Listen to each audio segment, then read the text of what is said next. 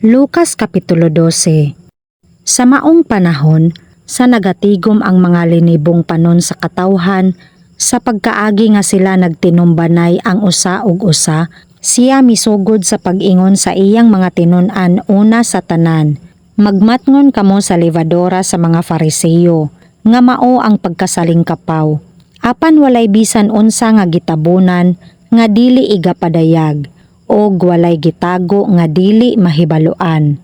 Busa, bisan unsa ang inyong ginaingon sa kangitngit, pagahidunggan sa dayag, og unsa ang inyong gisulti sa hungihong sa hilit nga mga lawak, igamantala sa ibabaw sa mga ibubungan. Og nagaingon ako kaninyo, mga abyan ko, ayaw kamo kahadlok kanila nga nagapatay sa lawas, og sa tapos ni ana, wala na sila'y arang mahimo. Apan magapasidaan ako kaninyo, kang kinsa kamo angay mahadlok. Kahadloki siya nga sa tapos siya makapatay, adunay gahom sa pagtambog ngadto sa infierno. Oo, ako nagaingon kaninyo, kahadloki siya. Wala ba igabaligya ang 5 kalanggam nga gagmay sa tagop at kadiyot?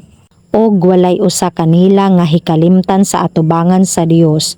Apan bisan pa ang mga buhok sa inyong ulo, ginaisip ang tanan. Ayaw kahadlok, mga mahal pa kamo kaysa daghang mga langgam nga gagmay. Og nagaingon ako kaninyo, ang tagsa-tagsa nga magasugid kanako sa atubangan sa mga tawo, siya igasugid usab sa anak sa tawo, sa atubangan sa mga manulunda sa Dios. Apan ang magalimod kanako sa atubangan sa mga tawo, igalimod usab sa atubangan sa mga manulunda sa Dios. Og ang tagsa-tagsa nga magasulti sa usa ka pulong batok sa anak sa tawo, siya pagapasayloon ni ana. Apan kaniya nga nagapasipala batok sa Espiritu Santo, kini dili pagapasayloon. Og kung magadala sila kaninyo sa atubangan sa mga sinagoga, og sa mga punuan, og sa mga kagamhanan, dili kamo magkaguol kung unsaon, o unsa ang inyong igatubag, o unsa ang inyong igasulti. Kay ang Espiritu Santo magatudlo kaninyo, niadto gayud nga taknaa sa inyong kinahanglang isulti. Og ang usa sa panon sa katawhan miingon kaniya, magtutudlo, sugua ang akong igsuong lalaki, nga bahino niya uban kanako ang kabilin. Apan siya miingon kaniya, tawo, kinsa ba ang nagbuhat kanako, nga usa ka maghuhukom, kun usa ka magbabahin diha kaninyo?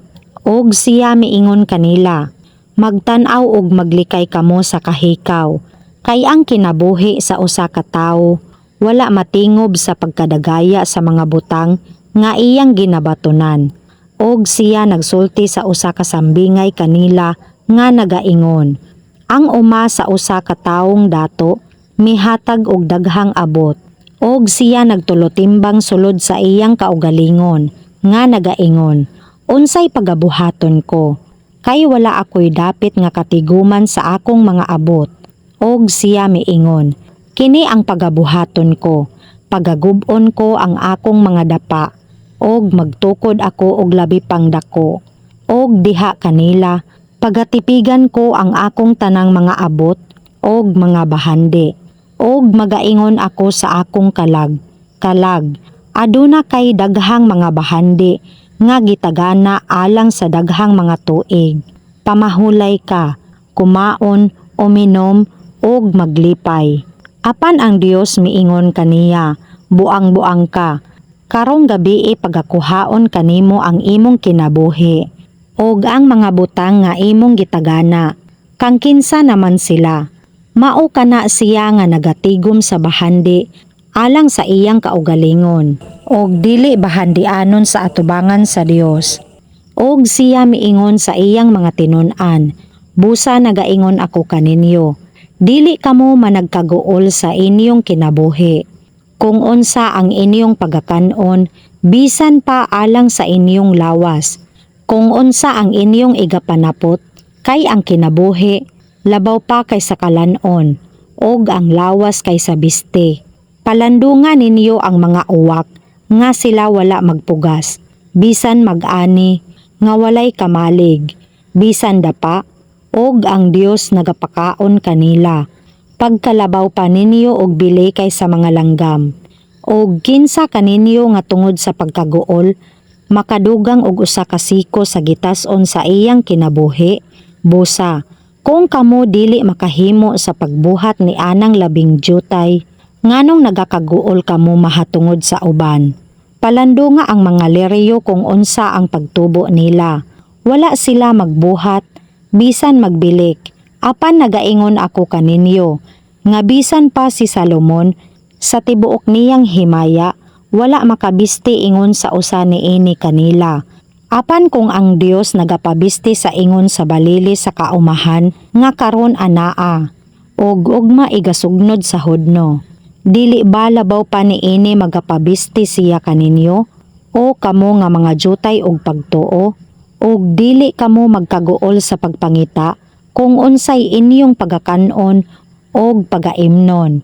Og dili usab kamo magmaduha-duhaon sa hunahuna. Kay nga tanan kining mga butanga ginapanghita sa mga nasod sa kalibutan.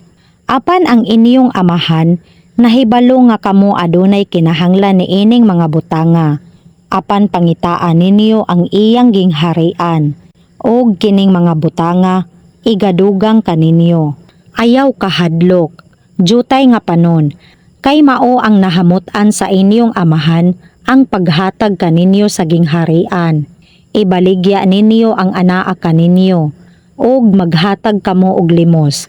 Magbuhat kamo alang kaninyo og mga puntil nga walay pagkadaan. Usa ka bahandi sa mga langit nga dili madunot. Diin walay kawatan makaduol, bisan bukbok makakutkot. Kay kung hain ang inyong bahandi, atoa usab ang inyong kasing-kasing. Baksan ninyo ang inyong mga hawak, og pasigahon ang inyong mga lamparahan, og magapakasama kamo sa mga tawo nga nagapaabot sa ilang Ginoo sa iyang pagpauli gikan sa kumbira sa kasal.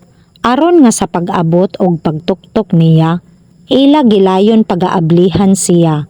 Bulahan kadtong mga ulipon nga sa pag-abot sa Ginoo, makaplagan sila nga nagatukaw. Sa pagkamatuod nagaingon ako kaninyo, nga magabakos siya sa iyang kaugalingon, og magapalingkod kanila sa pagkaon, og siya moduol og magaalagad kanila, og kung moabot siya sa ikaduha nga pagtukaw, og kung sa ikatulo, og hikaplagan sila sa ingon, mga bulahan kadtong mga ulipona.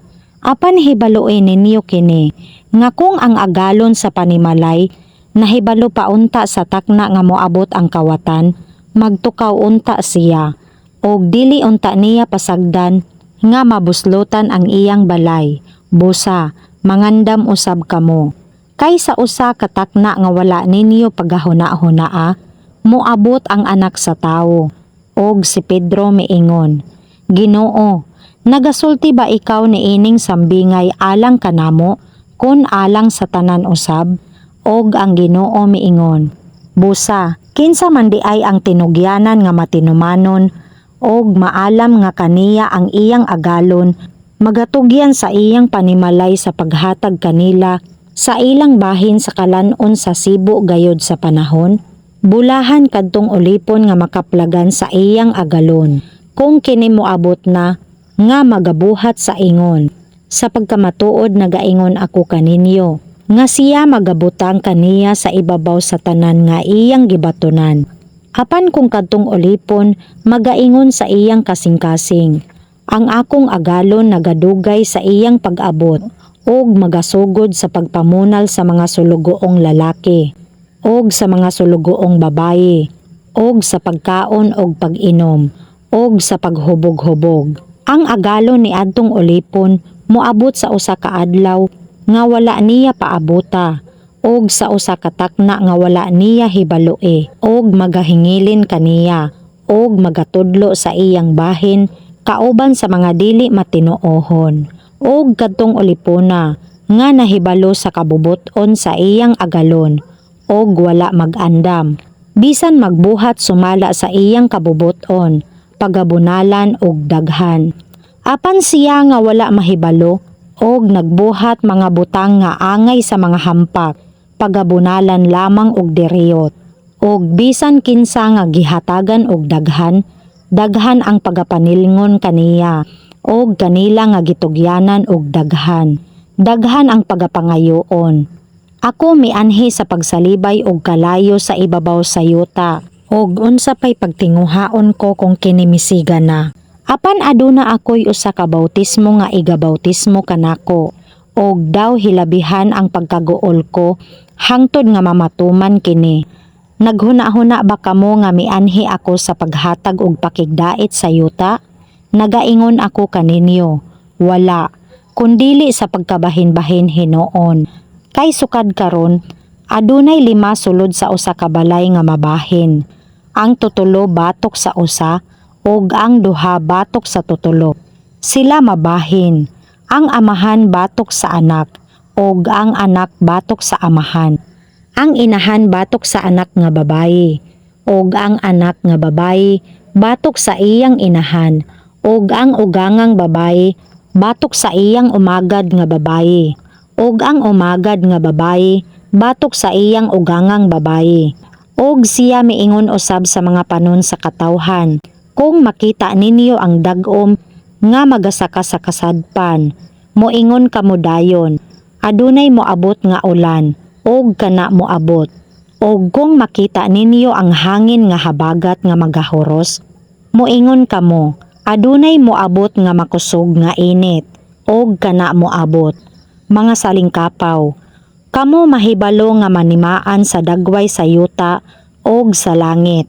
Apan ngano nga dili kamo makaila sa tilimad-on niini nga panahon, og ngano nga bisan sa inyong kaugalingon, dili kamo maghukom kung unsa ang matarong.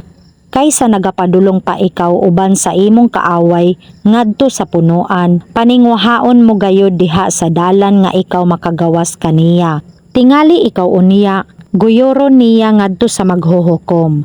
Og ang maghuhukom, magatugyan kanimo ngadto sa agwasel, og ang agwasel magasulod kanimo sa bilangguan.